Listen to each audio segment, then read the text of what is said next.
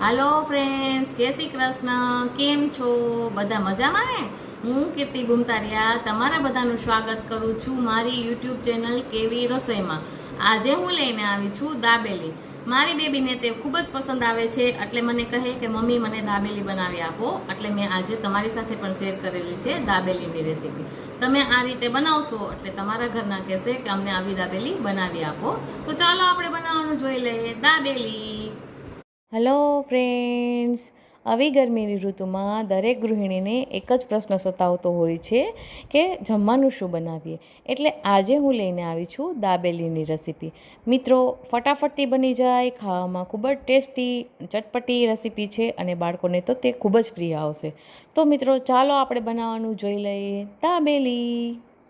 તો સૌ પ્રથમ દાબેલી બનાવવા માટે મિત્રો મેં અહીંયા 6 થી 7 નંગ જેટલા બટેટાને બાફી લીધા હતા અને તેની ઉપરની છાલ પણ દૂર કરી દીધી હતી.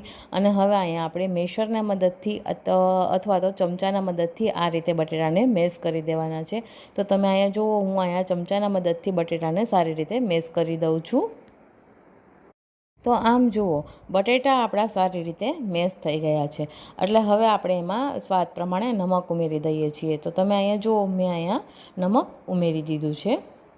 ત્યાર પછી મેં અહીંયા 1 ચમચી જેટલું ધાણા જીરું પાવડર લીધો હતો, તે પણ અહીંયા ઉમેરી દીધો છે. અને ત્યાર પછી અહીંયા 1 ચમચી જેટલું લાલ મરચું પાવડર લીધો છે.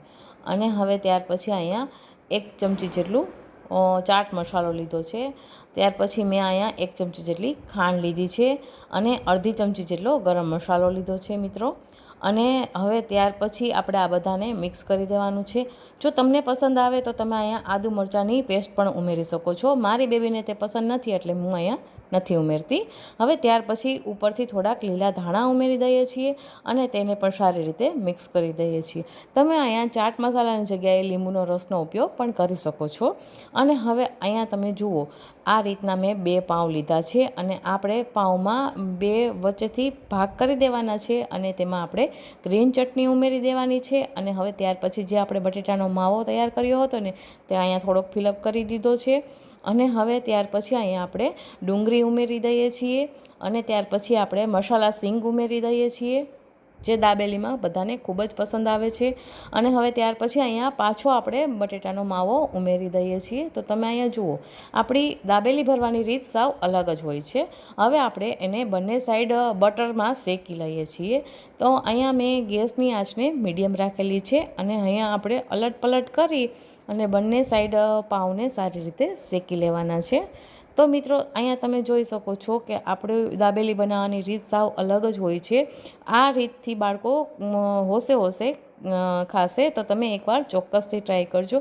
તો હવે અહીંયા તમે જોઈ શકો છો કે આપણી દાબેલી શેકાઈ ગઈ છે અને હવે અહીંયા ફરતે મેં સેવ પણ લગાડી દીધી છે અને સાથે મેં અહીંયા ખાટી મીઠી ચટણી પણ મૂકી દીધી છે. તો અહીંયા મેં દાબેલીને સર્વિંગ પ્લેટમાં લઈ લીધી છે. તો તમે જોઈ શકો છો કે તૈયાર થઈ ગઈ છે આપણી દાબેલી. જો મિત્રો, તમારે ખાટી મીઠી ચટણીની રેસીપી જોતી હોય ને, તો મેં અગાઉ યુટ્યુબ ઉપર મૂકેલી છે, તમે ત્યાંથી જોઈ શકો છો. તો તમને કેવી લાગી મારી રેસીપી? તો તમે એકવાર ચોક્કસથી આ ટ્રાય કરજો અને મને કોમેન્ટમાં જણાવજો કે તમને કેવી લાગી મારી રેસીપી. જો રેસીપી પસંદ આવી હોય તો વિડીયોને લાઇક કરજો, શેર કરજો, સબસ્ક્રાઈબ કરીને બેલ આઇકન જરૂરથી દબાવજો. ફરી મળીશું નવા વિડીયો સાથે, નવી રેસીપી સાથે. ત્યાં સુધી આવજો. જય Shri Krishna. Bye bye. Thanks for watching my video.